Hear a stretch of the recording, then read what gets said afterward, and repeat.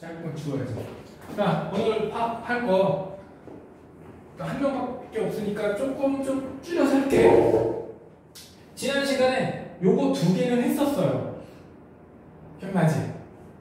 그래서 요즘 고교과 때문에 보상점이라든가 광포화점이 뭔지는 알아야 너네들은 수능 특강정도 시험을 내잖아.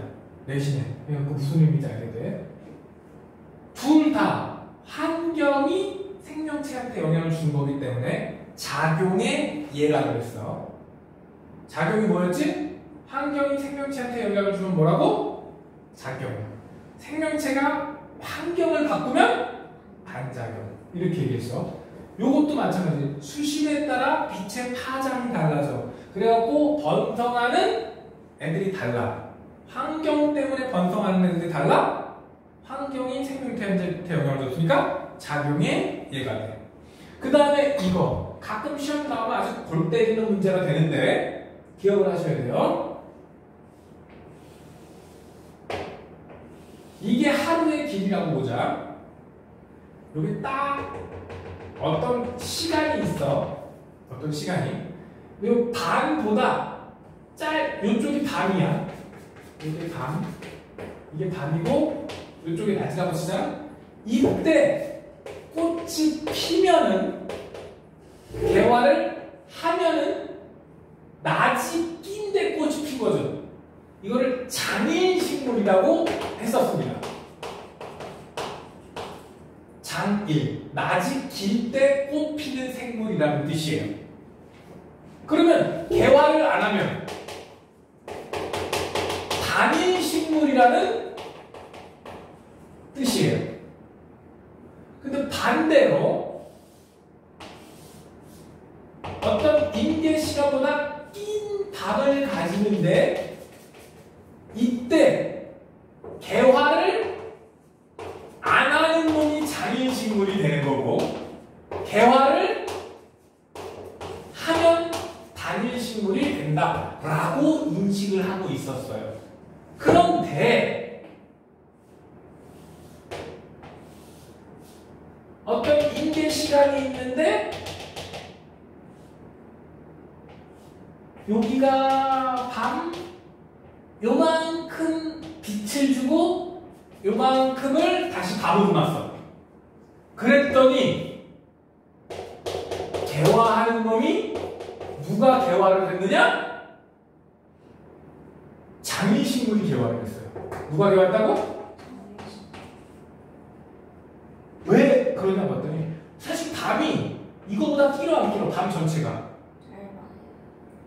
밤이 이만큼이라고 치고 밤이 이만큼이잖아. 색이 밤, 아니 색칠한 게 밤이죠. 이게 밤이야. 색칠한 게 밤이야. 밤이 여기 임계 시간이라고 하거든? 뭐라고? 임계 시간보다 밤이 길지? 네. 이건 밤이 짧지? 낮이 길지? 그치? 얘는 밤이 길지? 그래서 이때 꽃피면 장일이 되고 이때 꽃피면 단일식물이야. 근데 얘를 보면 어때? 밤이 길지? 그럼 얘하고 비슷해야 될 거 아니야? 근데 개화를 장일식물이 하네. 그리고 단일식물은 개화하더라 안 하더라? 장일식물은 개화를 하고 단일식물은 개화하지 않더라. 즉 낮의 길이 밤의 길이가 중요한 게 아니고 요 임계 시간이지. 임계 시간이랑 근데 이 임계 시간은 식물에 따라 다 달라요. 식물에 따라 임계 시간하고 연속된 암기 비교를 하는 거야. 연속된 암기. 여기 보면은 암기가 있지만 임계 시간보다 짧아요. 오케이? 만약에 임계 시간보다 암기가 이렇게 됐다. 이게 무슨 소리야?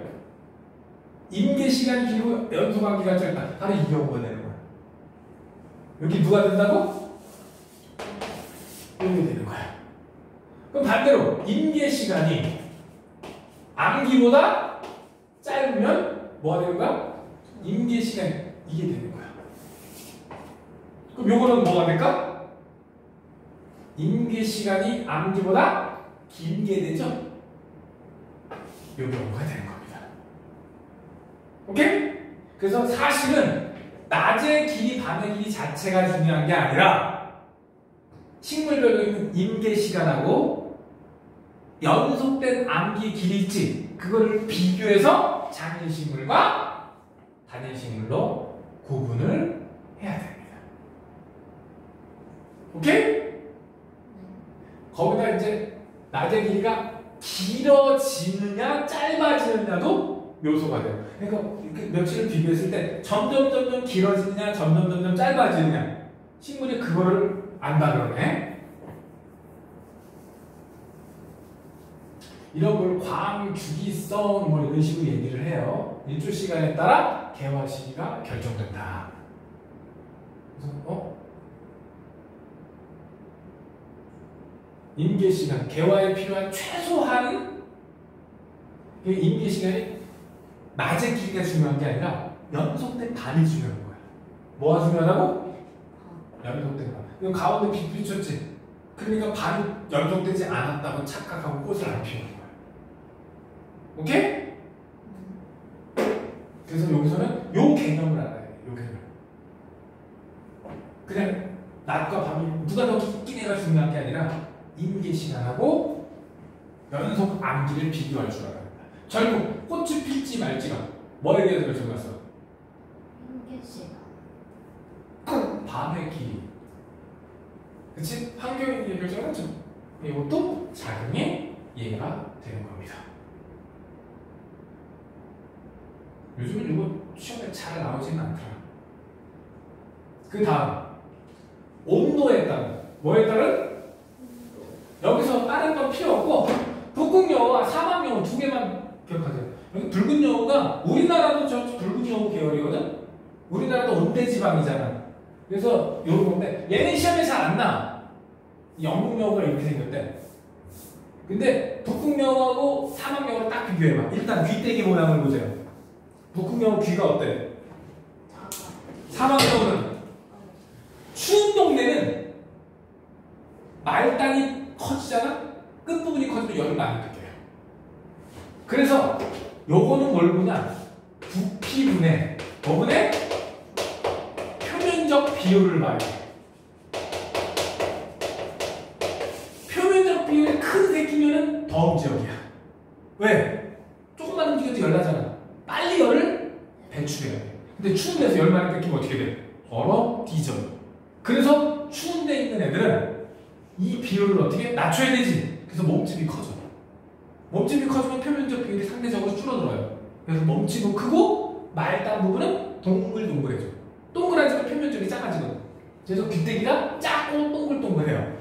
근데 사막에 있는 애들은 넓고 몸집도 좀 작고 그러니까 좀 마른 스타일? 그래서 표면적 비율을 어떻게 해? 크게 해서 열 발산을 쉽게 합니다. 이게 온도가 생명체한테 영향을 준 거야. 또 하나 여기 보면 호랑나비 보면 봄형은 작아. 봄형은 어떻다고? 왜냐? 가을에 번데기 상태로 겨울을 나요. 그러면 겨울에 안 얼어 죽으려면 어떻게 해야 돼? 에너지 계속 써야 되지. 먹는 건 없는데 에너지 쓰지. 그러니까 몸집이 작게 나와. 여름에 나오는 애들은 봄에 애벌레에서 번데기가 됐다가 여름에 나오는 애거든? 그러면 얼어 죽을 걱정 없었지. 그래서 여름형이 커요. 당연하게. 재밌지? 그 다음 오른쪽에 낙엽. 온대지방에는 가을이 되면 낙엽을 떨어뜨려요. 표면적을 줄이는 거야. 표면적이 넓으면 어떻게 돼? 여름 밖에서 얼어 뒤질 수 있으니까 낙엽을 떨어뜨려서 어떻게 한다고? 표면적을 줄여. 그렇게 하는 거야. 근데 또 재밌는 거는 여기 가을 밀이나 가을 보리 있지? 얘네는 별을 벤 다음에 싹을 뿌려요. 추운 겨울, 영하의 날씨를 겪지 않잖아? 안 커. 얘네들은 어떻게 된다고? 영하의 날씨를 안 나잖아? 그럼 자라서 열매를 안 맺혀, 이 새끼들. 그래서 어떻게 해? 뿌려놨지? 싹이 났지? 눈 같은 거 오잖아? 그러면 가서 이렇게 닮아. 그래서 땅이 얼면서 뿌리가 떠요. 그럼 어떻게 해야 돼? 다시 내려줘. 내려줘야 되지. 그걸 보리밟기라 그래. 그래서 보리밭에 가서 어른들이 응? 이렇게 밟고잖아요. 이렇게 서리가 내리면 이렇게 뜨잖아. 그거 안 쳐준 거. 뿌리가 공중에 뜨면 애들 얼어 죽고 거기다 이제 수분도 흡수 못하고 이런 비슷한 거니까 보리밟기라는 걸 해주는 거야. 이유가 있는 거야. 밟아놔야 오히려 수확이 잘 돼요. 그리고 겨울을 겨울 영하의 날씨를 경험하지 못하면 쟤네들은 종자가 제대로 맺히지 환경 때문에 온도 때문에 애들 라이프 사이클의 변화를 줬죠. 작용에 이해가 됩니다. 재밌지 않니 저런 거? 신기해. 그냥 어렸을 때 그 추운데 짜증나는데 아침에 어른들이 불러가지고 보리발굴이라고 시킨단 말이야. 보리발굴이라고 시켜요. 그래야 나중에 싹이 똑바로 잘 커. 그러니까 싹이 났는데 밟으면 부러지잖아. 저는 어떻게 이랬는데 오히려 안 밟으면 수확이 안 돼. 재밌는 일이었어. 그 다음 물. 여기서 물은 일단 건생식물이 있어. 뭐가 있다고? 즉 건생이니까 건조한 곳에서 사는 놈이란 뜻이야. 얘네는 뿌리가 되게 잘 발달돼 있어. 뭐가 발달? 그리고 깊숙이 안 들어가. 특히 선인장애는 있지. 너 집에 선인장 키워 안 키워? 안 키워. 선인장 보면은 화분 깊은 거 필요 없어. 밟아도 돼. 왜냐면 선인장은 뿌리를 옆으로 뻗는 성질이 있어. 사막에 비가 오면 많이 오냐 적게 오냐? 그럼 깊숙이 젖어 안 젖어? 그럼 뿌리를 깊숙이 내릴 필요가 있어 없어? 그래서 건생 애들은 뿌리를 옆으로 뻗어요. 첫 평소에는 굵직한 뿌리를 여러 개를 넓게 뻗쳐. 근데 실제 물은 뿌리털에서 흡수하잖아. 평소에는 뿌리털이 거의 없어. 비가 오면은 뿌리털을 쫙 만들어서 물을 쫙 흡수해. 그런 다음에 건조해지면 다시 뿌리털을 없애버려. 표현적이 넓어지면 물 뺏길 수 있으니까. 그리고 저수 조직이 발달을 해. 뭐가 발달한다? 뿌리가 발달하고 저수 조직. 그래서 가끔 영화나 이런 데 보면은 선인장 쪼개가지고 물자 먹잖아. 선인장 쪽에서 물자 먹는 게 뭐가 발달했기 때문에? 물이 많이 펌스. 근데 선인장 잘못 먹으면 큰일 난다. 먹을 수 있는 선인장이 몇 가지 없어요.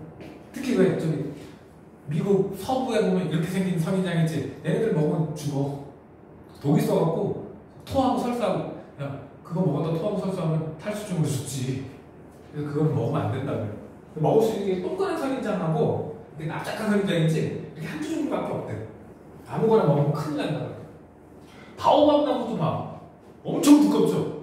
그 대부분 저수 조직이야. 그래서 뭐 10년 넘게 비가 안 와도 된다며 걔네들. 중생식물 이런 거는 말고 습생식물도 말고 수생식물로 넘어가게. 물에 떠서 사는 놈들을 얘기해요. 뭘 얘기한다? 그래서 뿌리가 몇 개 없어. 까맣고 뿌리 두세 개만 있으면 물 쫙쫙 당길 수 있어. 근데 뿌리가 굵직하고 이렇게 카운트가 가능해. 몇 개 없어요. 왜? 주변 널리게 물이지. 그 뿌리를 굳이 발달시킬 필요가 없는 거야. 그리고 얘네들은 둥둥 떠서 살지.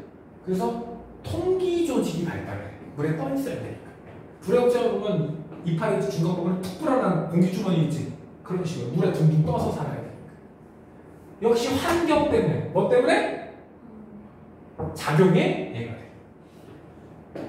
더운 지역에 사는 벌레들은 껍데기에 키틴질이 발달을 해. 숨은 안 뺏기려고. 그렇죠? 그리고 도마뱀 종류도 껍데기가 딱딱합니다. 네, 숨은 안 뺏기려고. 그래서 사막에 사는 도마뱀과 열대 쪽에서 사는 도마뱀 껍데기가 사막에 사는 게 훨씬 두껍고 단단해요. 그래야 수분을 제대로 안 뺏기니까. 여기는 없지만 사막에 사는 캥거루쥐라고 있거든. 쥐도 요만하고 두 발로 뛰어다녀요. 근데 걔네들은 오줌을 쬐끔 넣어. 근데 요소 농도가 어마어마하게 높아. 왜? 그래서 쉬하로 물 뺏기면 어떻게 돼? 그러니까 최대한 농축해서 소변을 조금 남아요. 수분을 안 뺏기기 위해서. 그리고 알 종류도 열대 지방에서 알 낳는 도마뱀 알은 껍데기가 말랑말랑해. 근데 이 지역을 가자 껍데기가 되게 단단해요. 왜? 알 낳는데 마르면 어떻게 해? 다 뒤질 거 아니야. 그래서 껍데기도 달라져요. 다 작용에 이해가 됩니다. 공기는 거의 대부분 티벳이나 고산 지역에 사는 사람들 있지? 그 사람들 적혈구 수치가 우리보다 훨씬 높아. 그래서 너 혹시 축구 좀 좋아? 봤냐? 아, 손흥민이가 팀을 옮긴다네? 특히 월드컵 전 있지? 월드컵 전이나 시즌 시작하기 한두 달 전에 스프링 캠프 이렇게 하잖아. 우리나라 야구는 스프링 캠프 하지 영국 야구는 스프링 캠프 아니야. 왜냐면 걔네는 10월 달에 시즌 시작해갖고 그 이듬해 4월까지 축구하잖아. 영국은. 우리나라는 4월이고 5월에 시작돼가지고 10월까지 하고. 우리나라 겨울에는 땅이 너무 딱딱하게 얼어서 축구를 못해요. 자빠지면 큰일 나. 근데 영국은 겨울이 아주 영하가 안 떨어지거든. 우리나라보다 더 북쪽인데도. 그래서 얘는 겨울에 축구해. 여름에 살아가. 그런데 특히 월드컵 할 때 있지. 고산지대로 훈련을 가요. 월드컵은 한 달짜리 짧은 스케줄이잖아. 보통 한 달 안에 다 끝나지. 그러니까 전지 훈련을 고산 지역으로 가. 일부러. 해발고가 거의 3,000m 여기로 올라가요.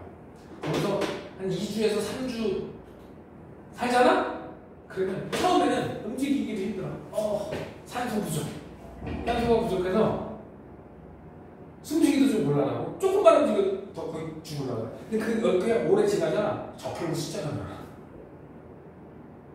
근데 그 상태에서 적혈구 수명은 약 120일 정도 되니까 그 상태에서 다시 평지로 내려오자. 그러면 산소 전달 능력이 어떻게 될까? 훨씬 좋아진 거지. 그래서 똑같은 거리를 뛰고 덜 지치고 피로 회복이 빨라. 월드컵이 그거 아니야. 2, 3일 간격으로 계속 경기해야 되죠. 그래서 솔직히 결승전까지 가서 우승하는 팀 있지? 그 팀은 지구력이 좋아야 돼. 우리나라는 너 모를 거야. 2006년 월드컵 때 4강에서 주전 애들이 몇 명 못 뛰었어. 왜냐? 16강 풀경기 뛰어서 전후반 뛰고 연장전까지 다 뛰었어. 진짜. 언제부터? 예선 마지막 경기는 뭐 승부차기까지 해서 올라갔고, 16강에는 골드골로 올라가고, 그렇게 하고 4강까지 가니까 선수들 체력이 어떻게 됐을까? 완전 다 방전돼가지고 막 경기 끝나고 막 링거 맞고 막 그랬대. 그런 걸 방지하기 위해서 결승전을 보고 컨디션을 조절을 해야 된다. 그 중에 진짜 중요한 게 적혈구 수치 올려놓는 거가 중요하다. 그래서 일부러 어디 간다? 고산 지역에 간대. 그러면 산소 전달 능력이 좋아져서 한 110일까지는 못 가더라도 내려오면 다시 적혈구 숫자가 조금씩 줄어들 테니까. 그래서 월드컵 같이 단기간 경기하는 거 있잖아. 이런 데는 굉장히 도움을 많이 준다고요. 그 비슷한 예가 있어. 우리나라 붉은 악마라는 이름이 청소년 대표 때문에 나온 거거든. 근데 그때 당시 그 청소년 월드컵 경기 있지? 그 고산 지역에서 했어요. 근데 우리나라는 그때 가난해서 80년대 우리나라 가난하니까 해외 전지훈련을 못 갔어. 김종화 감독이 김종화 감독이 마스크를 씌워놓고 훈련을 시킨 거야. 잘 때도 마스크 쓰고잖아. 그리고 훈련하는데도 마스크를 쓰고 어땠을까 느낌이? 답답해 뒤졌겠지. 왜? 고산지대처럼 적응하라고. 거기서 평소 그러고 있다 마스크 넣어서 엄청 시원하겠지? 그래서 산소가 없는 조건처럼 만들려고 일부러 마스크를 씌우고 훈련했대. 그래서 처음으로 그때 4강전을 간 거야. 우리 이제 결승전까지 올라갔지만 우리 몇 년 전에 준우승 했잖아. 했어 준우승. 근데 그때 4강은 신화라고 했어. 신화. 청소년 4강 신화라고 할 정도로 정말 대단했지. 그게 단기 결전에 강했기 때문에 김종화 감독이 고산 지역에 적응시킨다고 그 소리를 하고 요거하고 비슷한 예가 되겠지. 일부러 고산 지역에 가면 적혈구 수치를 좀 올릴 수 있다. 그래서 일부러 축구 선수들이 특히 월드컵 전지훈련 갈 때 있지. 2, 3주 해외로 나갈 때 굳이 고산 지역으로 가는 거예요. 일부러 그렇게 해요.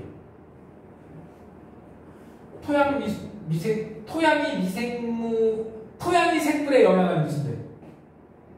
토양이 생물이니까 이것도 작용이 되겠지? 토양은 수많은 생물이 살아가고 서식지가 돼요. 자, 생물이 토양에 미치는 거. 지렁이 두더지는 토양 속을 파헤치며 이동하는 통기성이 높이는. 이건 뭐예요? 첫 번째 거. 반작용이에요. 생물이 토양한테 영향을 미쳤죠. 버섯과 새끼는 토양 속 유기물을 분해해서 유기물을 증가시킨다. 이것도 반작용이지. 그래서 똑바로 말해야 돼요. 유기물이 많아서 지렁이가 왔다는 작용이야. 근데 지렁이 때문에 무기물이 풍부해졌다는 반작용이에요. 끝까지 읽으세요. 어렵지 않지? 그 다음에 개체군 얘기 나왔어. 아, 이거 강의실에 시계가 없으니까 답답하네. 하나 사서 다 가네. 야, 밀도 공식이 어떻게 돼? 밀도요? 응, 밀도는 중학교 때 했잖아. 뜨고 가라앉는 이유. 뜨고 가라앉는 이유. 배가 뜨고 못은 가라앉는 이유. 동전은 가볍지만 가라앉아요. 엄청 무거운 배는 잘 떠요. 밀도 때문에. 네. 주변보다 밀도가 크면 가라앉는 거고, 주변보다 밀도가 작으면 떠요. 그래서 밀도를 구하는 공식, 부피분의 질량이야. 뭐분의 뭐라고? 부피분의 질량. 그건 물리 얘기고, 생물에서 개체분의 밀도는 넓이분의 개체수야. 뭐분의 뭐라고? 넓이분의 면적분의 쪽수예요. 다 필요 없어. 일정 영역 아니니까 한 생태계 안에서 사는 애들의 밀도를 얘기할 때는 뭘 얘기할 때는 개체분의 밀도 얘기할 때는 생태계의 넓이 분의 사는 숫자. 지역마다 차이가 나겠지? 뭐분의 뭐라고? 넓이 분의 쪽수.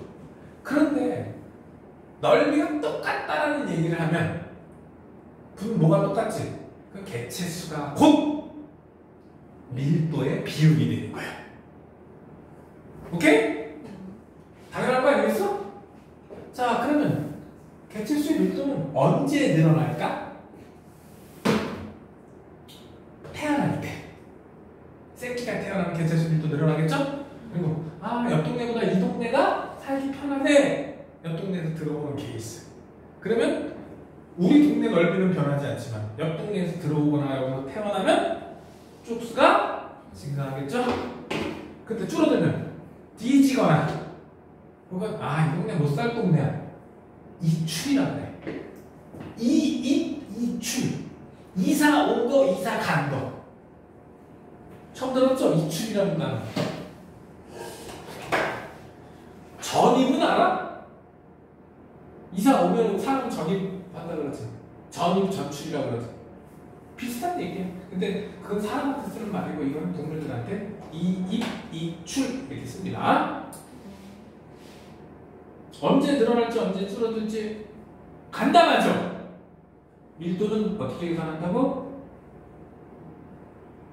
네. 밀도는 개체분의 밀도 넓이분의 간단하게 어차피 서술 나왔으니까 넓이분의 쪽수 이렇게 외우시면 됩니다. 쪽수의 비율이 곧 밀도의 비율이 된다. 그래서 개체분 생장 곡선이 이게 시험에 반드시 하나 나와요. 내신에 이건 무조건 하나 나와요. 이론 생장 곡선 무슨 자처럼 생겼어? J자처럼 생겼지? 이론 생장 곡선. 이건 정말 생태계에서 생명체가 사는데 아무런 방해 요소가 없을 때 일정한 생태계에서 개체 수가 늘어날 수 있는 이론 곡선은 J자. 이론 곡선은 뭐라고? 아무런 방해 요소가 없는 거야. 천적도 없고 먹이도 되게 많고 아무리 쪽수가 늘어나도 환경이 더러워지지 않는 말 그대로 이론상의 수치야. 사실처럼 될까 안 될까? 일단 생태계 개체가 한 마리만 있어도 목이 줄어들고 환경이 조금은 나빠져요. 그래서 실질적으로는 S자형이 돼요. 뭐라고? 실제 생장 곡선은 뭐가 된다? 요거 가지고 한 문제 무조건 나올 거예요. 이론은 무슨 자? J자. 실제는 S자. 이때 S자가 될 때 어떤 한 영역 안에 일정 개체수 이상 늘어나 못 일어나? 요 개체수가 포화된 상태거든? 그래서 뭐라 그러냐? 포화 상태라는 데. 무슨 상태? 포화 상태는 잘할 수 있는 만큼 잘한 거잖아. 아, 들어갈 수 있을 만큼 다 들어간 거지. 그 개체수를 환경 수용력이라고 해. 즉, 이 동네에서 최대한 살 수 있는 그걸 환경 수용력이라고 해. 딱 개체가 포화된 상태를 뜻하지. 무슨 상태? 포화된 상태. 이때 이론 곡선하고 실제 곡선 차이 있지? 이게 환경 저항이야. 뭐라고? 환경 저항은 넓이가 아니라 요 높이 차이가 환경 저항입니다. 뭐라고? 높이 차이. 실제로 보면은 요렇게 어떤 시간이 특정 시간이 지났을 때 이론상으로는 이만큼 있어야 되는데 실제로는 요만큼밖에 안 있는 거지. 그래서 요 높이 차이가 환경 저항. 즉 몇 마리가 살면 먹이도 줄어들 것이고 환경도 지저분해지겠지. 사는데 어때? 약간 불편해지죠? 그게 환경 저항이에요. 그거 알아? 아, 이거 얼마 전에 백로들은 무리지어서 집을 지어요. 숲하가 점령해갖고 소나무 위에 막 소나무 하나 위에도 막 집 몇 개씩 짓거든? 문제가 생겨요. 얘네들 새끼 나가고 거기서 똥 싸대잖아. 나무들이 이 똥을 너무 많이 싸니까 나무들이 고사돼서 죽어버려. 그럼 서식지 넓이가 어떻게 돼? 그게 환경 저항이 돼. 집 질 수 있는 공간이 점점 어떻게 되는 거야? 그게 환경 저항이 돼. 쉴 수 있는 공간도. 그리고 한 군데서 물고기 잔뜩 잡아 먹으면 먹을 게? 그게 환경 저항이 돼. 지금 인간도 엄청난 환경 저항에 부딪혀 있겠지? 내가 봐서 1960년대까지만 해도 지구 인구수가 30억밖에 안 됐어요. 2차 세계대전 그때 있지? 그때도 25억 이거밖에 안 됐고요. 근데 지금 거의 80억 육박이잖아. 환경 저항이 굉장히 심한 거야. 살기가 점점 팍팍해지는 거지. 직업 구하기 힘들고. 그게 다 인간으로 따지면 그것도 환경 저항이 될 거야. 환경 수용력은 뭐라고? 들어갈 수 있는 최대수. 들어갈 수 있는 최대수. 환경 저항은 한 마리라도 있으면 환경 저항이 있는 거야. 그래서 시험 문제 환경 저항이 없다라는 말은 웬만하면 다 틀린 말이야. 환경 저항이 없는 건 뭐밖에 없어? 이론상으로밖에 없어. 환경 저항이 없다라는 말은 여기 J자형 생장 곡선에 뭐가 없을 때라고?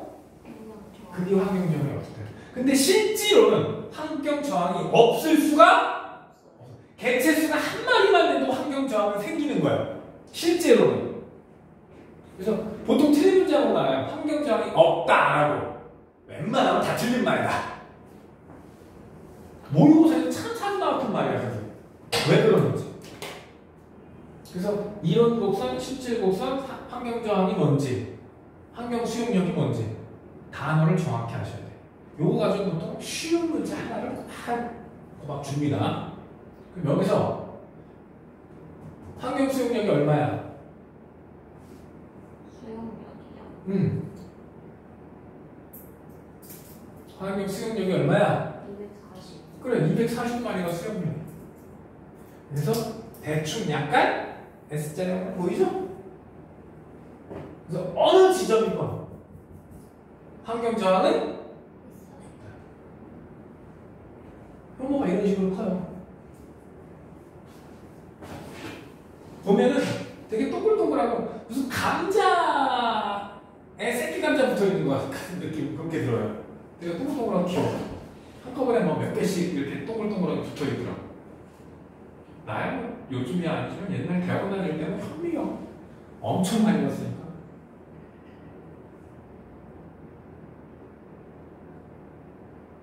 야, 여기서 봐봐. 이 그림 재밌네. pH 4일 때 환경 수용력은 34점. 네.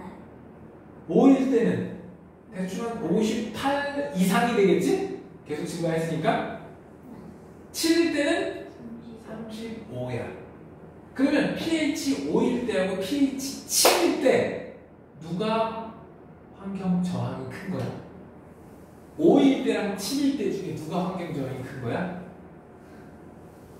환경 저항이 크면 많이 살까 조금 살까? 크면 많이 사. 환경 저항이 크면 환경 저항이 살기가 편한 거야 불편한 거야? 불편하고 그러면 많이 살까 조금 살까? 많이 사는 거 같아요. 살기가 불편하면 많이 산다고? 환경 저항이 크다는 얘기는 무슨 뜻? 조금 살아요. 환경 저항은 사는데 불편하게 만드는 거라고. 환경 저항이 크다. 사는데 많이 불편해. 그러면 개체수가 많지가 않죠. 그래서 pH 5하고 pH 7을 비교했을 때 pH 7의 환경 저항이 큰 거예요. 오케이?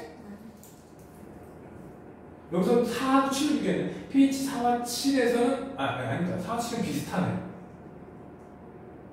pH는 환경 저항으로 작용을 한 거야. 7과 중성인데 오히려 얘는 그럼 뭘 좋아하는 거야? 약한 연기를 좋아하는 애들이야. 약한 산성. pH 5니까 약한 산성을 좋아하는 애들. 개구리가 약한 산성을 좋아하는 애들. 환경 저항이 클수록 개체수가 적어요. 그래서 pH 5와 pH 7을 비교했을 때 pH 7의 환경 저항이 큰 거예요. 개체수가 적은 게 환경 저항이 크고 환경 저항이 작은 게 개체수가 많아요. 그래서 여기서 환경 저항 제일 작은 게 누구? pH 5일 때. 오케이? 환경 저항이 뭐라고? 사는데 불편하게 만드는 거. 환경 저항이 크면은 개체수가 줄어.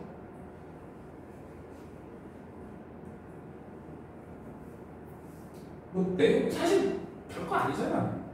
말만 정확히 기억하면 되죠. 개구리밥이 뭔 줄 알죠? 아니요.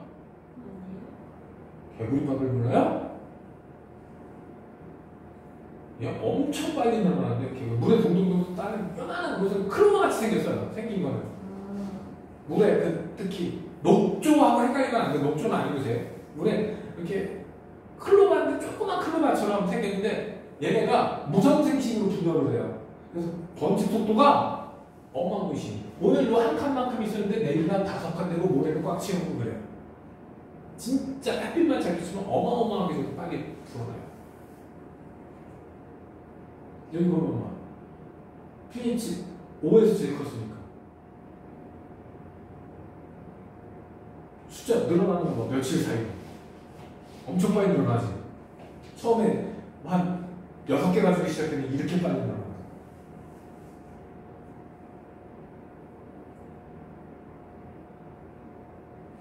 내가 봐서 이 실험 좀 잘못됐어. 왜요? 처음 시작할 때 똑같이 했네. 근데 지금 1일차 있죠? 여기 시작 스타트하는 날에 개체수가 똑같았어야 돼. 근데 여기 2일차부터 있어서 근데 시작은 몇 마리씩 했나? 2일차가 아니라 1일차 있죠? 1일차에 똑같이 뭐 4마리면 4마리, 5마리면 5마리 똑같이 시작을 했었어요. 근데 여기서 보면 2일차에 pH 5짜리가 한 마리가 더 많이 시작했지. 스타트 라인이 다르잖아. 그래서 시간이 조금 좀 잘못됐어. 내가 봐서는. 그 다음 개체군의 생존 곡선 1형, 2형, 3형. 요것도 시험에 더럽게 잘 나와요. 요것도. 어렵냐? 아니. 외우면 맞고 안 외우면 땡.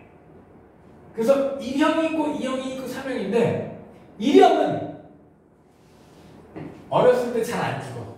이게 생존 객체거든? 어렸을 때 잘 안 죽고 나이가 들어서 한꺼번에 훅 죽는 거야. 즉 살 만큼 살고 수명이 다해서 죽는다는 소리야. 그런데 이 형은 새끼 때도 죽고 청소년기에도 죽고 청년기에도 죽고 장년기에도 죽는 숫자 죽는 비율이 계속 일정하게 유지돼. 생태계에서 딱 중간에 있는 애들, 먹이 피라미드의 중간 어딘가에 있는 애들, 대표적으로 다람쥐 같은 애들. 새끼 때도 잡아먹혀, 조금 커도 잡아먹혀, 성체가 돼서 잡아먹혀, 늙어 죽기 직전에도 잡아먹혀. 생태계 딱 중간에 있는 다람쥐 정도 되는 애들이 있지. 딱 처음에 엄청 무서워. 언제 많이 죽는다? 그 초반에. 그래서 얘네들은 보통 알을 더럽게 많이 낳아. 물고기 종류. 즉 알로 태어나서 대부분 남의 먹이가 돼. 그래서 성체로 자라 못 자라? 성체로 자라는 건 몇 마리? 안 돼. 그러니까 알을 어떻게 낳아야 돼? 너 명란젓 좋아하니? 명란젓에 그 알주머니 하나 먹으면 그냥 10,000마리 먹은 거잖아. 그렇게 알을 낳는다고 걔네들은. 그래서 초반에 많이 죽는 애들 3형. 처음에 새끼 한두 마리밖에 안 나지만 잘 보살펴서 늙어서 죽는 애들 2형. 2형이 누가 되겠어? 인간이 대표적이 돼. 2형이 누가 대표적이라고? 인간, 그리고 코끼리도. 재밌는 사실은 아직 코끼리의 정확한 임신 기간을 몰라요. 정확한 임신 기간을 몰라요. 코끼리 아직도. 개체마다 낳는 시기가 다르대. 누구는 뭐 얼마 만에 나오고 그러면 몇 달 왔다 갔다 하는 정도가 아니라 되게 큰가 봐. 정확한 임신 기간을 모른다. 이게 코끼리 번식시키는 쉬운 일이 아니에요. 자연 상태에서도. 코끼리한테 발표주는 방법. 새끼 코끼리한테 가서 때리면 돼요. 너 저기 영상 봤냐? 지진 났더니 코끼리들 행동하는 거? 지진 딱 나니까 코끼리는 가족들끼리 생활해요. 그래서 보통 3대 정도가 같이 살거든? 그래서 지진 딱 나니까 새끼를 가운데 놓고 어른들이 딱 주변을 둘러싸버려요. 머리를 바깥쪽으로 내밀고 딱 둘러싸요. 새끼를 가운데 딱 몰아가요. 봐라. 지진 나니까 1분도 안 돼서 그 짓을 하는 거야. 주변에 있는 어른들이 딱 모여갖고 가운데 새끼 딱 모아놓고. 실제로 코끼리 가족이 있는 데 있잖아. 새끼한테 돌멩이 던지고 어른 코끼리 들어와서 밟아주고. 그래서 코끼리한테 가서 자살하는 방법. 새끼 코끼리를 때린다. 그럼 바로 밟혀 죽어요. 특히 그래서 무리에 새끼 코끼리가 있으면 함부로 접근하면 될 거야. 어렸을 때 굉장히 보호를 잘 받아요. 인간도 그래 안 그래? 인간도 애기 때 엄청 보호하잖아. 늙어서 천수를 다 누리고 죽어요. 엄청 새끼를 까지만 초창기에 거의 다 죽고 몇 마리만 성체가 돼요. 거북이! 내가 봤을 때 이것도 거북이도 여기에 해당하거든? 거북이 알을 한 300개 정도 낳죠? 초창기에 알에서 깨어나서 바닥까지 기어갈 때 거의 대부분 죽어요. 70%가 거기서 죽어요. 초창기. 갈매기가 물어가, 뭐 다른 놈이 물어가, 바다에 들어가도 눈동자 잡아 이 한 무리에서 성체가 되는 건 2-3마리밖에 안 된다. 한 무리에서. 이제 성체, 악어, 내가 봐서 악어도 이쪽에 해당하는 것 같거든. 악어도 한 200몇 개 나요. 근데 3년 후에 남아있는 건 2-3마리밖에 없어요. 다 죽고. 성체가 되면 늪을 지배하죠. 내가 봐도 이쪽에 해당해. 근데 다람쥐나 초식동물 이런 애들은 쭉 여기서 힌트가 몇 번째? 이 형의 경우 초기에 죽는 애들하고 후기에 죽는 마리수가 어때요? 마리수가요? 달라요. 초기에 요만큼이 죽는 객체 수는 여기에서 여기니까 이만큼이 줄어든 거거든? 여기서도 똑같은 넓이를 줄이면 여기에서 여기니까 이만큼이 줄어든 거야. 이만큼과 이만큼. 거의 똑같죠? 근데 여기서는 거의 900마리가 줄어들었어요. 여기서 몇 마리 줄었어? 10마리가 안 줄었어요. 그래서 뭐라 그래? 언제가 더 많이 죽은 거야? 이 형 초기에 더 많이 죽은 거야. 시험 문제에서는 이렇게 해. 비슷하게 죽었다. 딱 낚이기가 어때? 근데 Y축이 뭐야? 지수값이야. 10배씩 증가해. 그래서 이때가 얘는 초창기에 극도로 많이 죽어. 오케이? 요거를 사망률로 바꾸면 이렇게 돼. 얘가 2형이지. 처음이랑 마지막이랑 죽는 비율이 어때? 똑같아요. 근데 2형은 언제 다 죽어? 막. 2형은 막판에 다 죽어요. 3형은 언제 대부분 죽어? 초상에 대부분 죽어요. 그래서 요 그림을 보통 시험에 내지만 요 그림도 기억을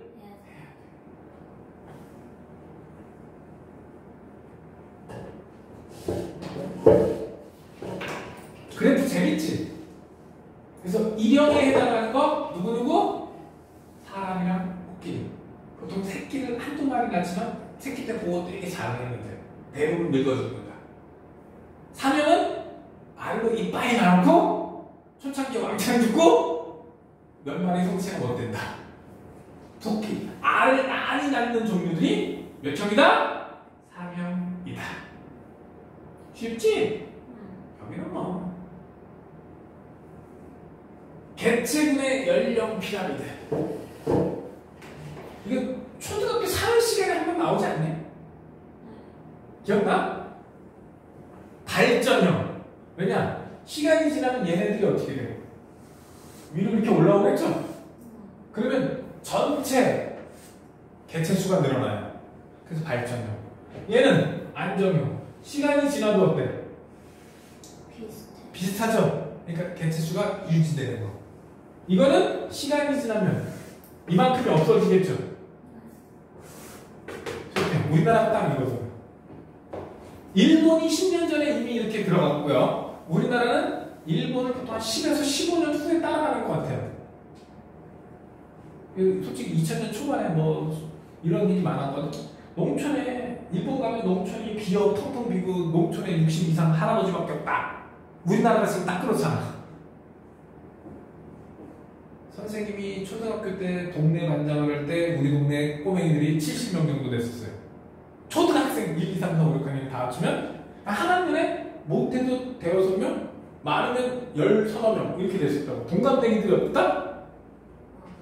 근데 요즘은 초등학생이 동네에 한 명 없을 수도 있어요. 지금 선생님 사는 동네에 10살 미만이 한 명이 있대. 선생님 사는 동네에, 선생님 고향 동네 있지? 10살 미만 한 명이 있대. 고등학생 내 조카 하나밖에 없어. 진짜야. 중고등학교 합쳐서 중학생 한 명, 고등학생 한 명, 초등학생 한 명 있다는 건가? 동네? 미성년자가 3명밖에 없는 거야. 미성년자가. 애기가 아예 없어. 애기가 아예 없어. 그래서 시골 가잖아.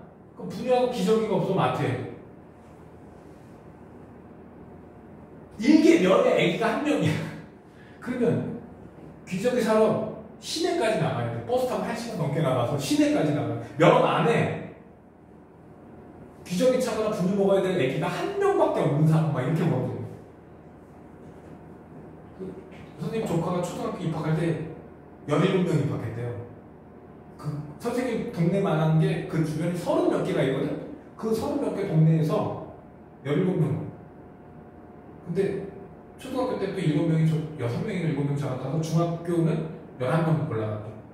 그래서 한 학년에 11명. 적으면 7명. 그래서 1, 2, 3학년 합쳐서 30명이 안 됐다 그러더라고. 나 때 중학생, 우리 그 학교 400명 됐거든? 그렇게 지금 딱 이 상태가 돼. 그래서 우리나라가 이제 실질 인구수가 감소한다며.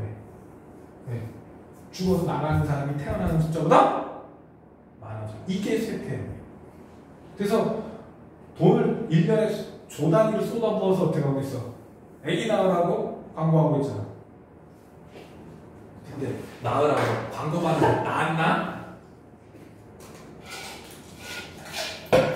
그래서 요즘 애들 둘셋 나오면 7개 말을 해달라. 발전형, 안정형, 쇠퇴형 구분하기 쉽지? 현재 우리나라가 어느 상태라고? 쇠퇴형. 선생님 학교 다닐 때 있지? 응? 그때는 이거라고 배웠어. 초딩 때 사회 시간에 이거라고 배웠고 고등학교 가니까 이거라고 배웠어. 근데 지금은 이거 됐어. 딱 시간 지나니까 이렇게 돼. 개체군의 주기적인 변동. 조금만 쉬어. 아직.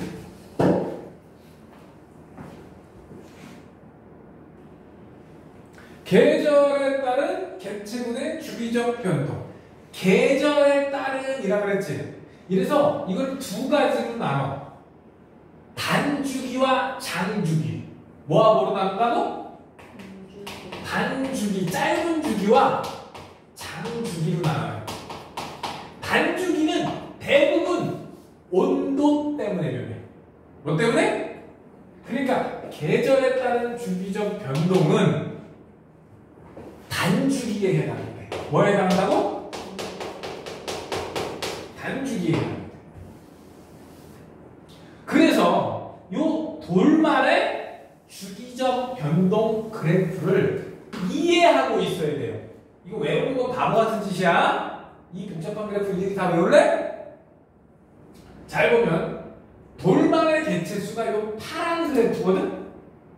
겨울에는 쟤는 얼어 죽어가지고 이렇게 바닥으로 개체수가 깔려요. 일단 봄 되면 쭉 올라가. 근데 올라가면서 영양염류가 돌만의 먹이가 되는 거야. 영양염류 네가 겨우 내내 하천에다 존나게 깔아줬잖아. 겨울이니까 영양염류들이 소모가 안 되고 하천에 쌓여요. 돌만은 그러니까 여기서 개체수가 낮은 이유는 먹이가 부족해서가 아니라 온도가 낮아서요. 여기서 개체가 적은 이유가 뭐라고? 수온이 낮아서. 빛이 약해. 빛이 약하니까 수온이 낮은 거야. 빛이 온도를 높여주니까. 그리고 쭉 올라갔지? 1번에서 올라간 이유. 온도가 높아져서. 여기 나오죠? 봄에 1. 영양분류가 충분한 상태에서 온도가 올라갔기 때문에 개체 수지가 따뜻하니까. 그 다음에 여기 쭉 떨어지죠? 먹을 게 없어. 온도는 이미 충분해. 지금 봄이잖아. 오히려 여기보다 여기가 따뜻하겠지? 근데 왜 떨어져? 영양분류가 없어. 그래서 먹을 거 없어서. 올라가는 거 왜 올라가? 따뜻해서. 그리고 여름 때는 바닥을 기어. 왜? 먹을 게 없어서. 먹을 게 없는 상태니까 계속 바닥을 기어. 그러다가 여기 봐봐. 살짝 올라갔다 떨어지죠? 왜 올라가냐? 여기 요만큼 올라간 거 있지? 왜 올라가서? 장 맞으면 유기물이 떠내려. 장 맞으면 어떻다고? 영양염류가 살짝 증가해요. 그래서 여기 올라가는 거. 여기 올라가는 건 왜 올라가? 온도 때문에. 여기서 올라가는 건 뭐 때문에? 먹을 게 많아져서야. 그러면 여기 올라가는 거. 여기서는 다시 떨어졌지? 이거 왜 떨어져? 추워져서. 그러니까 처음 올라갈 때하고 마지막 내려올 때는 온도 때문이에요. 뭐 때문이라고? 요거랑 요건 온도 때문에. 여기 떨어지는 거 있지? 먹이 때문에 떨어졌지? 요거 올라가는 거는 먹을 거 많아서지? 그러니까 올라갈 때, 처음 올라갈 때와 마지막 떨어질 때는 온도가 원인이고, 떨어질 때, 올라갈 때 안쪽에 있는 건 뭐 때문이다? 먹이 때문이다. 영양염류나 먹이야. 이게 몇 년 주기로? 1년 주기로. 계절별로 이렇게 나타나는 이유. 그래서 단주기성이라고 해요. 뭐라고? 단주기성은 보통 계절 따라, 즉 온도 따라 나타나면 1년 주기로 일어나면 단주기성으로 본다. 오케이? 그런데 장주기성은 주기가 굉장히 낀 거 있지? 그거는 먹고 먹히는 관계에 의해서. 뭐에 의해서? 피식과 호흡 포식 관계에 의하면 장중이 써버려요. 피식과 포식이니까 뭐도 되죠. 피식이 뭐야? 피식이야. 잡아먹히는 거. 포식은? 잡아먹는 거. 그렇지. 너 고기 먹으러 가서 피식한다 그래? 포식한다 그래? 포식. 그래, 잡아먹는 거야. 포식이 먹는 거, 피식이 잡아먹기. 생태계가 유지되는 가장 기본적인 원리가 바로 이 피식과 포식 관계예요. 이 말을 우리 초등학교, 중학교 때 먹고 먹히는 관계에 의해서다 이렇게 설명이 됐어. 자, 그래서 여기 시라소니하고 눈토끼 등장했어요. 시라소니가 토끼 종류를 주로 요 정도 되는 시라소니가 뭐 다른 주도 잡아먹고 이것저것 잡아먹는데 대표적으로 눈토끼. 누가 시라소니고 누가 눈토끼일까? 파란 게가 빨간 걸까? 빨간 거. 이거는 뭐로 판단하냐면 움직일 때 먼저 개체수 움직이는 게 피식이에요. 여기 봐봐. 파란 거 빨간 거 중에 누가 먼저 움직여? 파란 게 올라가니까 빨간 게 따라 올라가죠. 네. 파란 게 변하니까 빨간 게 조금 시간을 두고 따라서 움직이거든? 네. 먼저 움직이는 게 누구? 피식. 조금 후에 움직이는 게 포식. 근데 시험 문제에서는 이렇게 한다고 보통 이런 식으로 줘요. 이런 식으로. 식이상으로 얘가 그렇지. 얘가 포식이고 얘가 피식이고. 구분하기 쉽죠? 또 하나. 요 지점. 크로스 대치. 그럼 개체수가 어떤 거야? 그러면 틀려요. 왜요? 생각해봐. 산에 토끼가 10마리인데 시라소리도 10마리야. 시라소리 굶어 죽어요. 그래 안 그래? 시라소리가 토끼를 며칠에 한 마리는 잡아먹어야 되잖아. 될까 안 될까? 잘 보세요.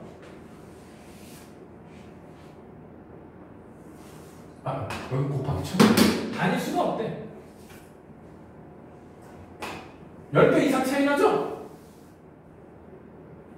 얘는 아, 네. 똑같은 높이래도 얘는 40마리인데 얘는 3마리예요.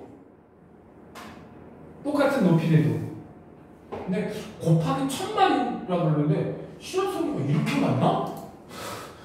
왜냐면 나는 솔직히 시라소리가 동그라미 3개는 또 곱하기 100이면 내가 이해를 하거든?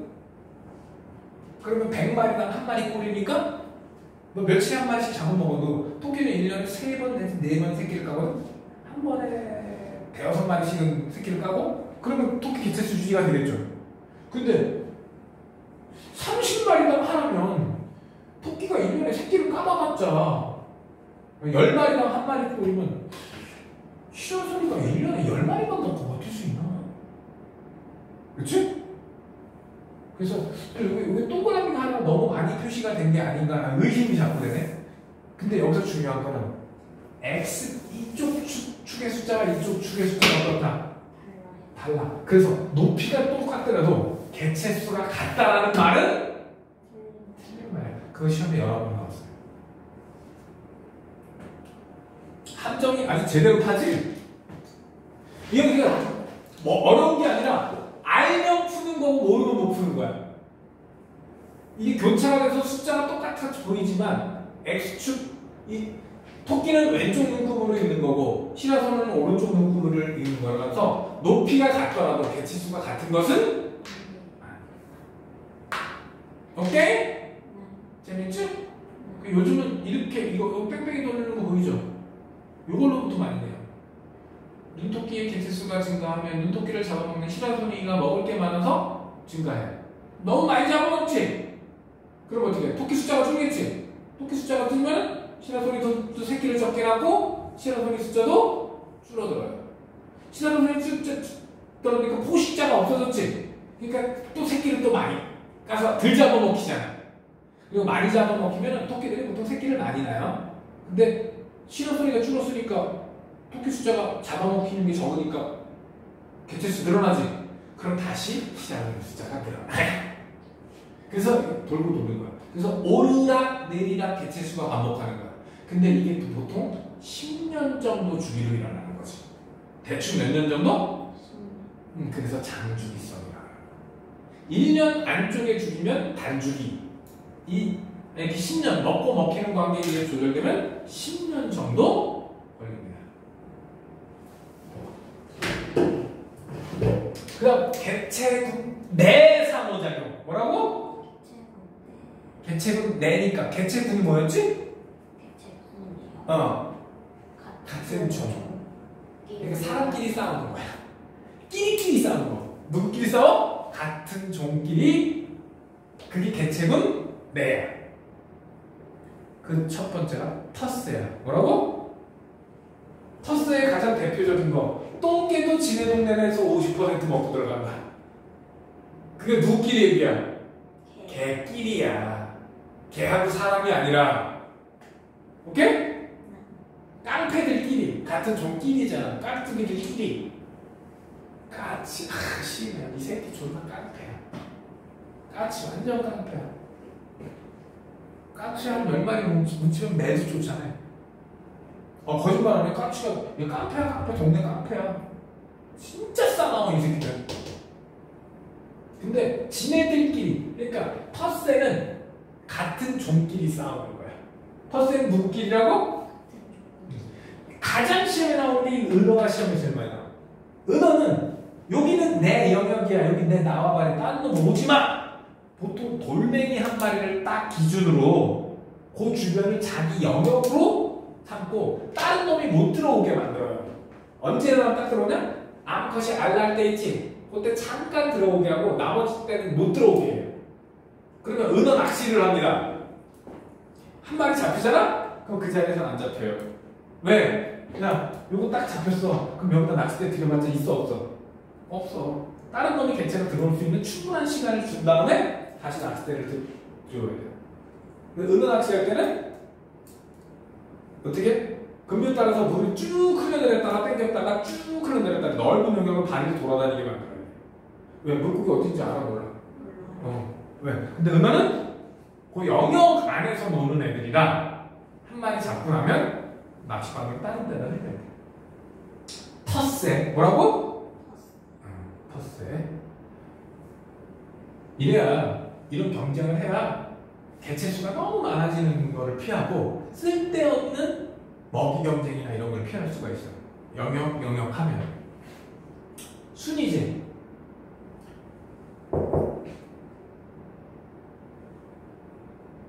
1번 대장부터 꼴찌까지 있는 게 순위제야. 이게 전제 군주제죠. 황제 밑에 왕들 있고 공작 있고 백작 있고 자작 있고 남작 있고 평민 있고 노예 있고 쫙 순서가 있는 거 그게 순위제야. 가장 대표적인 게 닭들이야. 너네들은 닭을 풀어놓고 키우는 걸 못 봤지? 그래서 시골에서 봤지? 보통 수탉 한 마리에 암탉 7에서 10마리 사이까지도 된다 그래.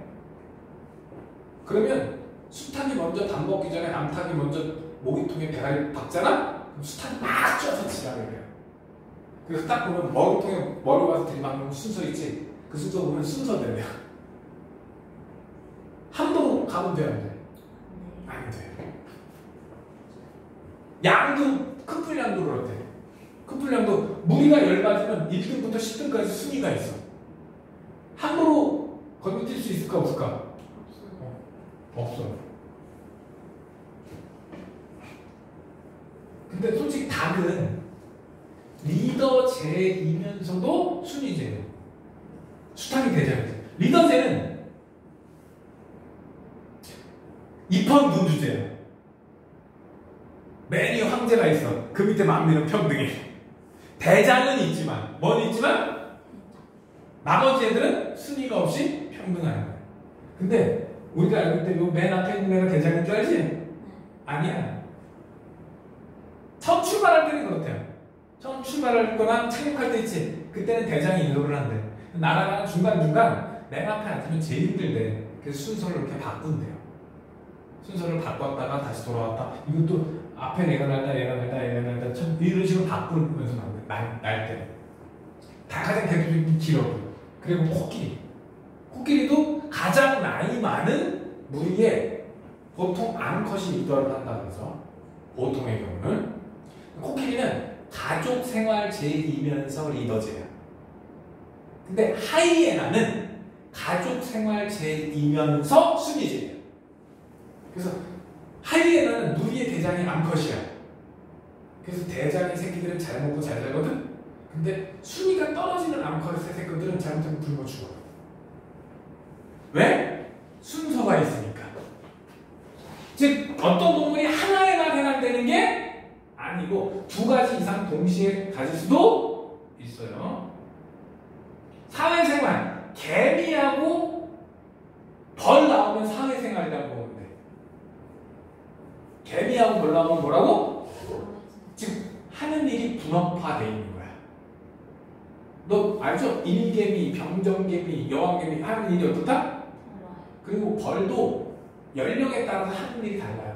처음 태어나면 뭐하고 조금 더 지나면 뭐 꿀보러 다니고 처음에는 집안 벌통 있지. 그런 거 뭐 정리하고 조금 더 지나야 꿀 모으러 다니고 마지막 되면 뭐하고 이런 게 있어요. 시기별로 달라요. 일이 분화되어 있다.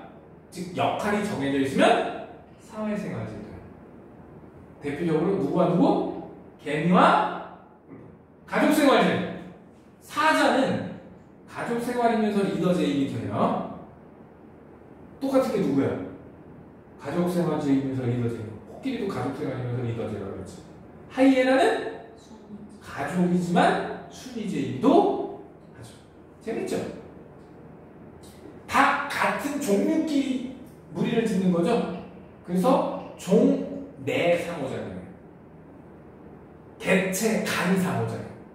종내 상호작용은 뭐라고? 개체 간 같은 종끼리. 그런데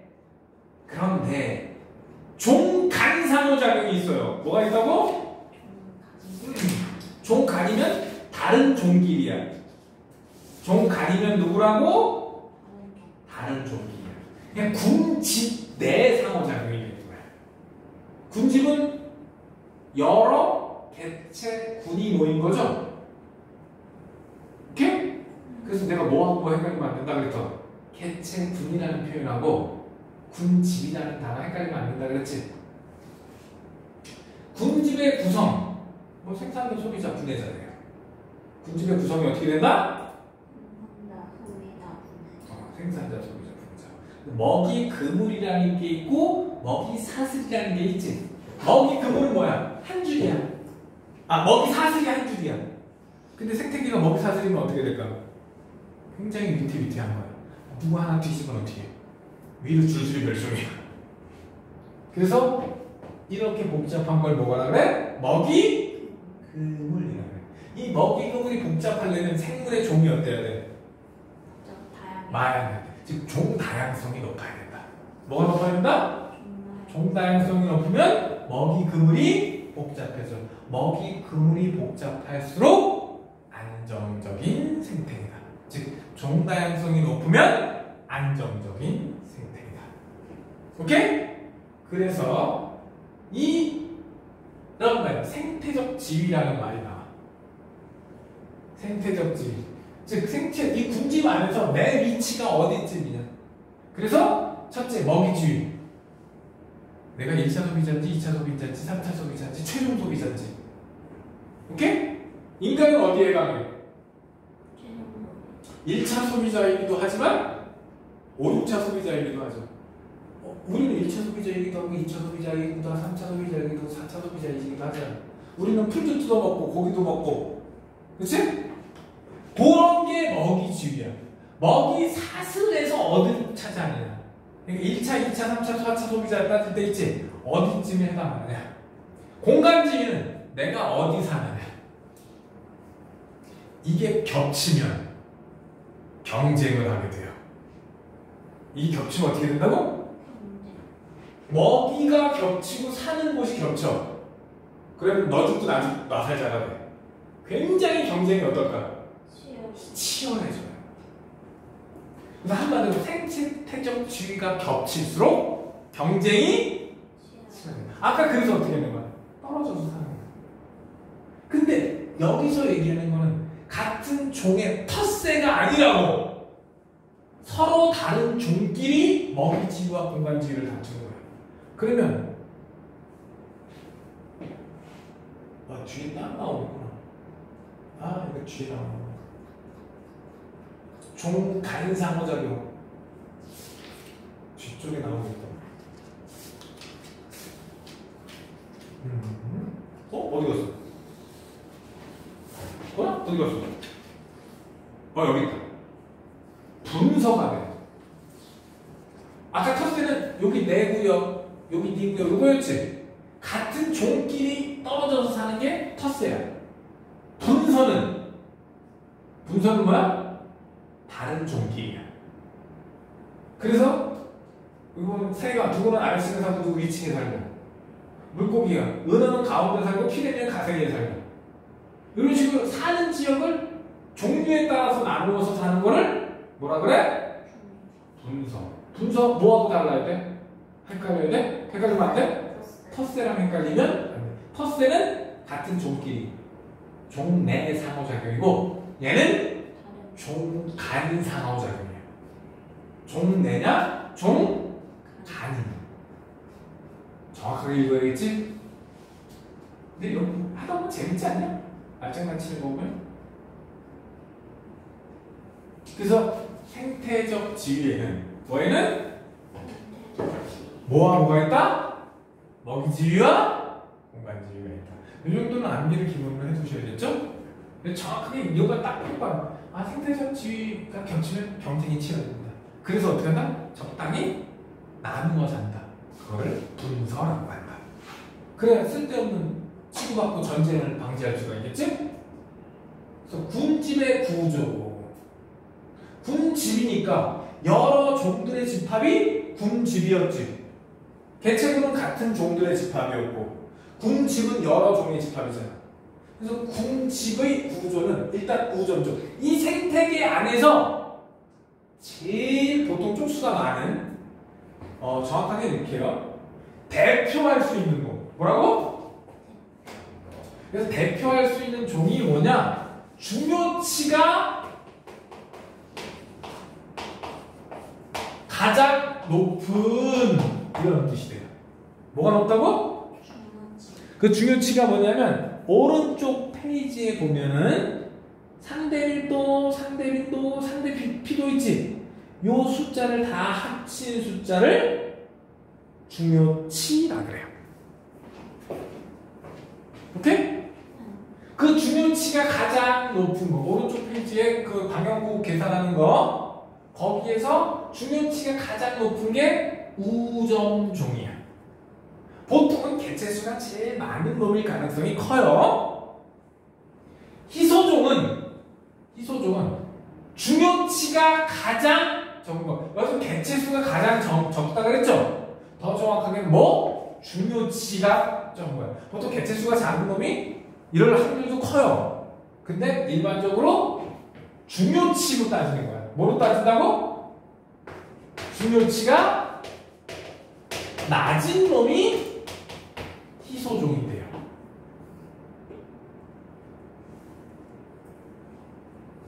지표종은 특정한 환경을 알려줄 수 있는 애들을 지표종이라고 해요.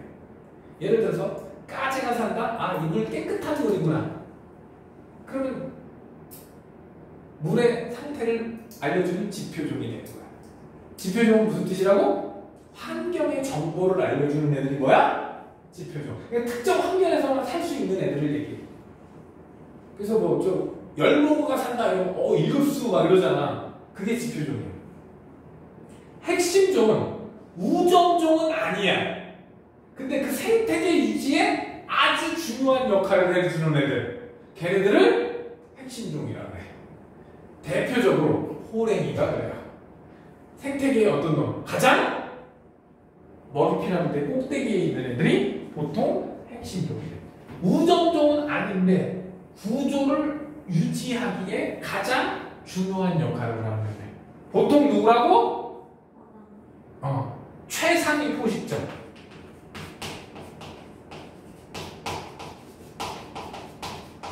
피라미드에서 꼭대기에 있는 새끼. 뭔지, 희소종이 뭔지, 지표종이 뭔지, 핵심종이 뭔지 확인하셔야 돼요. 여기 지의류가 나왔는데 이끼 친구야. 이끼 비슷한 놈이라고 보면 되거든. 얘네들은 공기가 오염됐다. 그럼 싹주가 없어져요. 그래서 도시에서는 지의류가 안 보여. 왜? 주변에 연탄이나 지금 주변에 연탄대잖아? 연탄이나 석유나 이런 데잖아? 싹주가 없어져요. 그래서 어디 가면 볼 수 있냐? 산에 가야 알 수 있어.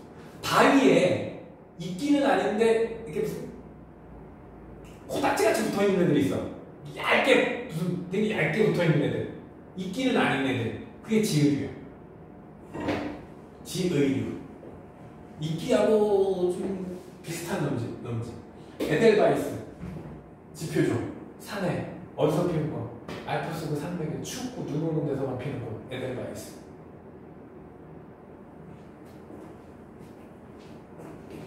수달. 핵심종.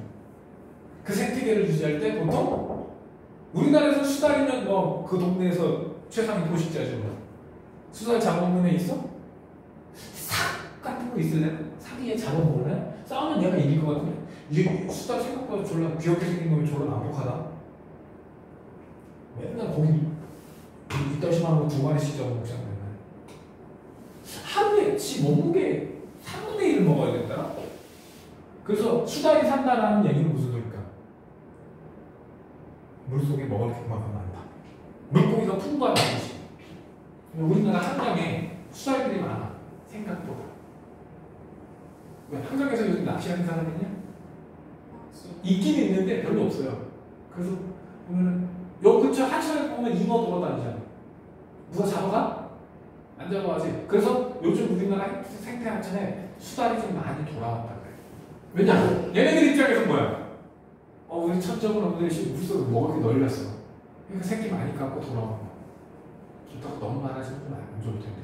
이 새끼들 워낙 이빨도 날카롭고 싸운 새끼들이라 사람도 공격할 수 있어. 식물 군집의 조사는 이거 다 하려면 시간이 좀 걸려가지고 공식만 살짝 얘기하고 다음 시간에 다시 설명할게요. 아까 밀도 어떻게 구했어? 밀도요? 넓이분의 개체수. 맞아요. 그래서 넓이분의 쪽수가 나왔어요. 빈도라는 게 있어요. 뭐가 있다고? 빈도를 알기 위해서는 방형구라는 개념부터 알아야 돼. 뭐부터 알아야 된다? 이 그림. 한 칸이 방형구예요. 몇 칸이 방형구라고? 근데 조심하세요. 이거 방형구 100개가 아니라 4개래요. 방형구가 뭐라고? 요게 방형구예요. 즉 요거 하나가 방형구 하나래요. 잘못 계산하면 요게 하나일 수도 있거든? 그래서 문제에서 방형구의 정의를 먼저 봐야 돼. 뭘부터 보라고? 만약에 방형구의 정의를 요거로 방형구의 정의를 했다. 그러면 토탈 몇 개야? 방형구가 100개가 돼요. 그리고 여기서 질경이가 하나, 둘, 셋, 넷 이렇게 되거든요. 그런데 이 큰 게 방형구라 그랬으니까 방형구 개수는 몇 개야? 질경이 여기에서도 출현했죠. 여기에서도 출현했죠. 다 출현했죠. 그러면 4분의 4가 돼요. 질경이 이렇게 되는 거예요. 그래서 반드시 뭐부터 체크해라? 방형구가 어떤 놈이 방형구인지부터 문제에서 반드시 체크를 하셔야 돼요. 그리고 질경이 토끼풀 민들레 얘네들 넓이는 어때? 질경이의 넓이도 질경이 민들레 넓이는 다 똑같죠? 그래서 개체수가 곧 뭐가 된다? 밀도 B가 돼요. 개체수가 밀도는 아니에요. 개체수의 비율이 곧 뭐가 된다? 밀도의 비율이 돼요. 오케이? 자, 밀도가 먼저 나왔죠? 빈도, 방형구 수분에 출현한 방형구 수예요. 방형구 수분에 출현한 방형구 수. 들어서 조금 전에 방향구를 내가 100개라고 했던 적 있지? 요거는 개체가 몇 개가 있는데 3개가 있어요. 근데 방향구수는 하나로 치는 거야. 출현한 방향구수니까. 그럼 뭐지? 민들레지. 그러면 민들레는 방향구 전체 4개 중에 여기 민들레 있어 없어? 없어요. 여기는 있죠? 네. 여기 없죠? 네. 있죠? 네. 그러면 민들레의 빈도는 이렇게 돼요. 따질 줄 알겠어요? 네. 그래서 밀도는 넓이분의 개체수, 빈도는 방향구수분의 출현한 방향구수, 피도는 덮은 면적이거든. 그래서 보통 피도 계급을 주던지 피도 값은 문제에서 계산이 가능하도록 값을 줘요. 보통 요거 1이니까 요 한 칸이 얼마겠어? 0.1 곱하기 0.1에서 아니 0.2 곱하기 0.2에서 0.04가 되겠지. 오케이? 그래서 한 칸이 0.04잖아. 이렇게 계산할 수 있는 값을 준다는 거야. 그래서 피도는 넓이분의 전체 넓이분의 그 개체분이 덮고 있는 넓이. 계산할 수 있게 준다고. 아니면 보통 피도는 그 계산하기 짜증나니까 보통 값을 주는 경우도 많아요. 피도는. 자, 밀도는 뭐분의 뭐? 넓이분의 개체수. 피도는 전체 방향구수, 빈도는 전체 방향구수의 출현한 방향구수. 피도는 덮고 있는 면적. 전체 넓이 분의 그 종이 덮고 있는 넓이. 이렇게. 근데 이게 중요한 게 아니라 상대 밀도, 상대 빈도, 상대 피도예요. 상대자 붙으면 야 밀도 전체 분의 요놈이 차지하는 비율이에요. 전체. 야 얼마? 밀도 1, 4, 5죠. 달 더하면 얼마야? 10이지. 그래서 10분의 1, 10분의 4, 10분의 5 곱하기 100이 되는 겁니다. 퍼센테이지는 퍼센테이지. 그래서 상대값은 합치면 얼마가 나와야 돼? 무조건 100이 나와야 돼. 상대 밀도를 다 합치면 얼마가 나오고? 100. 상대 빈도도 다 합치면 100이 나와야 돼. 상대 피도도 나와야 돼.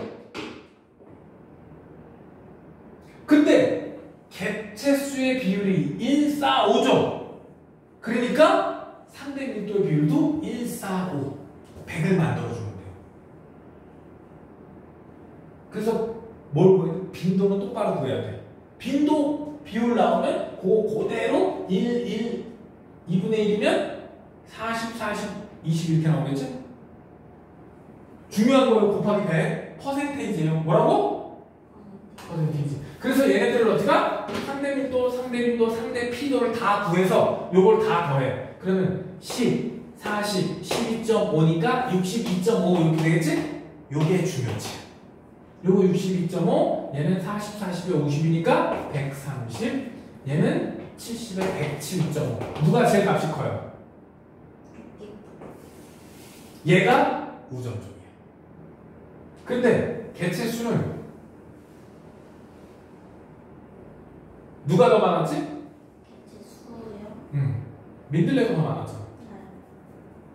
시험 문제 이렇게 해요. 보통 개체수가 그 앞에서 우점종이 뭐라고 나왔어? 개체수가 많은이라고 나왔지? 근데 반드시 그런 게? 그래서 내가 뭐가 중요한 거라고 했어? 중요치가 높은으로 수정해줬죠. 그래서 시험 문제 이렇게 잘 나와요. 근데 정 안 되면 개체수가 높은 걸 우점종이라고 쳐도 생태계에서 실제 생태계에서 그런 경우가 제일 많아요.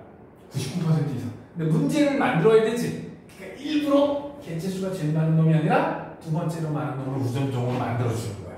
일부러. 근데 이거 계산하는데 IQ 테스트 같은 문제를 내요. 빈칸 채우기 할 때. 그래서 이 공식을 어떻게 해요? 완벽하게 머릿속에 넣고 있어야 돼. 그럼 여기서 희소종이 누굴까?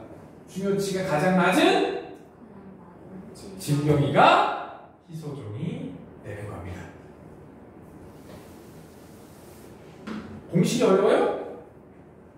밀도, 빈도, 피도의 개념만 알면은 나머지는 상대 밀도, 상대 빈도, 상대 피도를 구해야 된다. 근데 구하기가 되게 쉬워. 근데 시험 문제에서 야 이게 좀 생물 좀 한 5개 줘봐. 승질 나겠지? 시험 문제에서는 많아야 4개 줘요. 4종.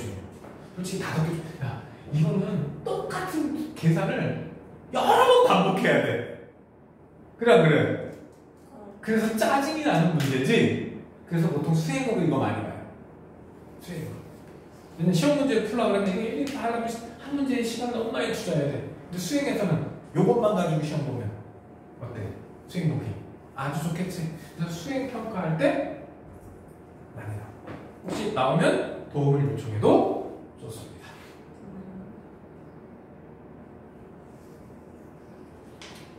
요거 한번 설명했지만 다음 시간에 요거는 다시 한번 설명해 줄게요. 오늘은 여기까지.